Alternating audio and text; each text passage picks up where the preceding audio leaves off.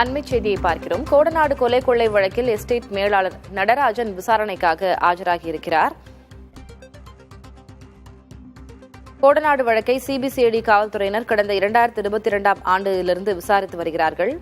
கடந்த ஆண்டு இந்த வழக்கில் குற்றம் சாட்டப்பட்ட 10 பேரிடம் வாக்குமூலம் பதிவு செய்யப்பட்டது. இந்நிலையில் முதல் முறையாக கோடநாடு எஸ்டேட் மேலாளர் நடராஜனிடம் விசாரணை செய்ய சம்மன் அனுப்பப்பட்டது. இந்நிலையில் அவர் விசாரணைக்கு ஆஜராகியிருக்கிறார். இதுகுறித்த கூடுதல் விவரங்களை வழங்குவதற்காக செய்தியாளர் ஐஸ்வர்யா இணைந்திருக்கிறார். ஐஸ்வர்யா, விவரம் என்ன? திலகவதி, கொடநாடு எஸ்டேட் மேலாளர் நடராஜன் வழக்கறிஞருடன் தற்போது கொடநாடு வழக்கு தொடர்பாக சிபிசிஐடி காவல்துறை விசாரணைக்கு ஆஜராகியுள்ளார். காந்திபுரத்தில் உள்ள சிபிசிஐடி அலுவலகத்தில் இந்த விசாரணையானது தற்போது துவங்கியுள்ளது.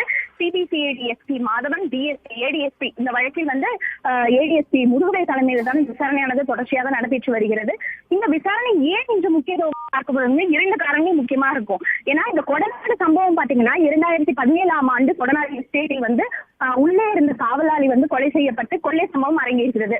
இந்த சம்பவம் நடந்த உடனே 2 விஷயங்கள் முக்கியமாக. ஒன்று, அந்த கொடநாடு எஸ்டேட்டில் உள்ள சிசிடிவி கேமராக்கள் ஏன் சரியாக ஒர்க் ஆகல அப்படிங்கிற ஒரு சர்ச்சை எழுந்தது.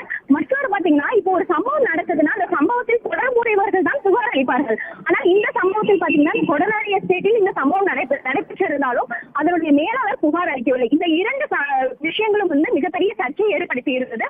இந்த 2 விஷயங்கள் தொடர்பாக தான் இன்றைய விசாரணை நடைபெறும் என எதிர்பார்க்கப்படுகிறது. அதனால்தான் கொடநாடு எஸ்டேட் மேலாளர் நடராஜனிடம் மேற்கொள்ளப்படும் இந்த விசாரணை மிகவும் முக்கியமாக பார்க்கப்படுகிறது. அது மட்டுமின்றி 2022ஆம் ஆண்டு முதல் சிபிசிஐடி காவல்துறையினர் இந்த விசாரணை நடத்தி வருகின்றனர். கிட்டத்தட்ட சுமார் ஒரு 245 பேரிடம் இந்த விசாரணையானது நேரடியாக வாக்குமூலம் பெறப்பட்டு விசாரணை நடைபெற்று வரும் நிலையில் முதல் முறையாக கொடநாடு எஸ்டேட் நடராஜனிடம் தற்போது விசாரணை துவக்கப்பட்டுள்ளது. கிட்டத்தட்ட 95 கேள்விகள் இந்த விசாரணையில் முன்வைக்கப்படும் என தகவல் வெளியாகியுள்ளது. தொடர்ந்து தற்போது விசாரணை துவங்கப்பட்டுள்ளது.